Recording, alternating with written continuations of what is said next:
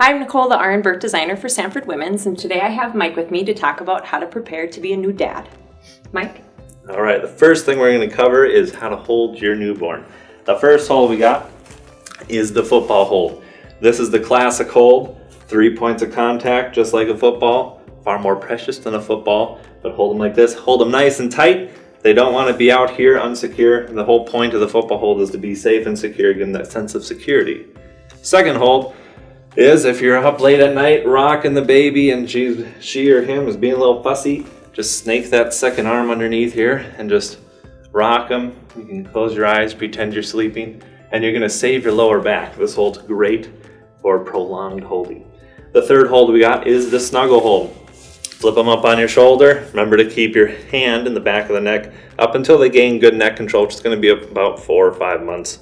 So make sure you got them nice and tight here. You can snuggle in here and just enjoy those first couple months of being a father. And Mike, I know you have a daughter, Julia. Mm-hmm. What was her favorite hold? Her favorite hold, she liked the football hold, but if she got really fussy, there was a hold we were taught in one of the other classes Sanford offers that you could just take your other arm here, put it on the chin here like this, and just flip them over. Their legs ideally will drape off of your arm. The arms will hang down. And I would just kind of swing her like this, and she would instantly calm down. It was amazing. So you can do that hold as well, on top of those 3 basic holds. Next, we're going to talk about something all dads need to know: how to change a diaper. Yes, how to change a diaper. A wonderful thing for all dads to learn. So, you got the diaper on the changing table. Let me position the head closer to this side so I have more room to work with. Got your wipes usually up top here. So you got a dirty diaper. Usually on the way to the changing table you figured out whether it was a number 1 and a number 2 by smell, or some people can feel. After 2 years I still don't have the feel test down, I just sniff. So, got the diaper. Before we do anything, I pull out my drawer. I always keep the new diapers in a drawer right underneath here so they're handy. Here's my new diaper. Just set it on next down to the head, like so. So it's all nice and ready for you. Dirty diaper, I like to hike their legs up, so they're out of the way. Tab, tab. If it's a number 2, I like to pull the diaper off and then do 1 strong wipe down. Take that away and then lift them up. Lift them up like that. Take your wipe. 1 strong wipe down the back. You don't want to go back to front ever on any child. You want to keep the fecal matter away from the front side of the groin area. So 1 strong wipe. Put that in the dirty diaper. If it's clean, you can lay them down on the table. Finish up wiping, always from the top down. Wipe, wipe, wipe, clean it up. Throw those in the old diaper.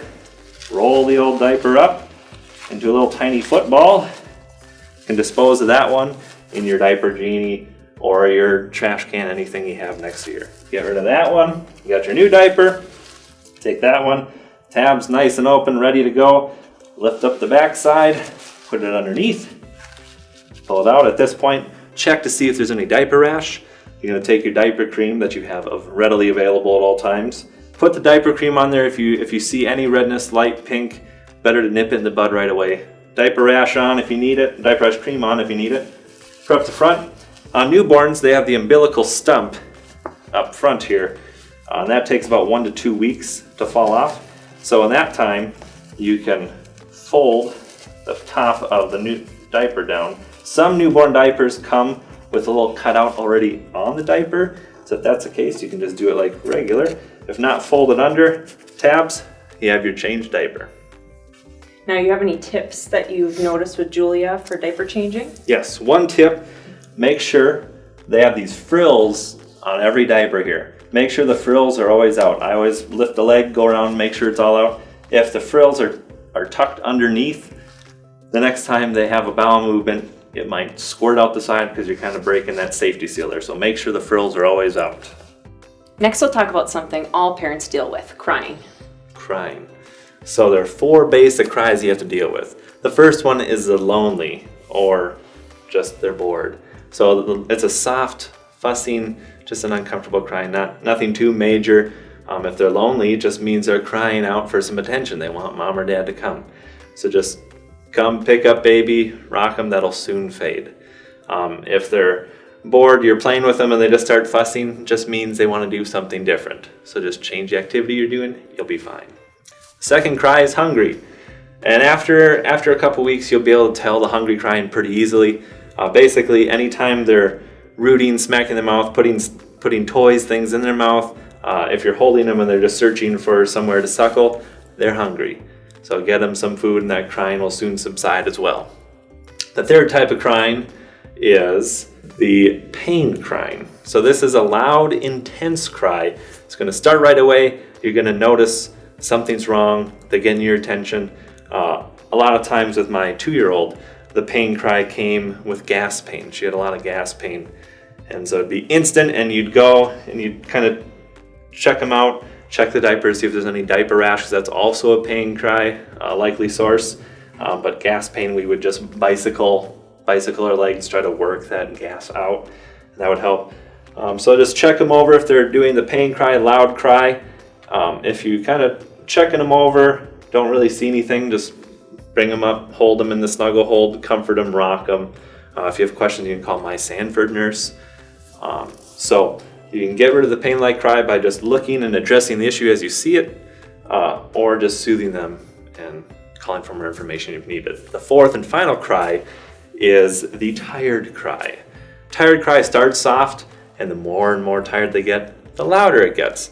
So if it's nap time and they usually take a nap around 1 in the afternoon, and it's 12:45 and maybe they got up a little early from their last nap, they might be tired already. And if you're like, well, it's not nap time yet, I still have some time, that crying's going to get louder, and the more you ignore it, it'll get louder and louder. So when it's the tired cry, just put them down for a nap and they'll be fine.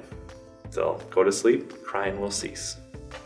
Sometimes parents struggle with how much their baby's crying, and so if there's a point at time where you just need to walk away, what kind of tips do you have for those parents?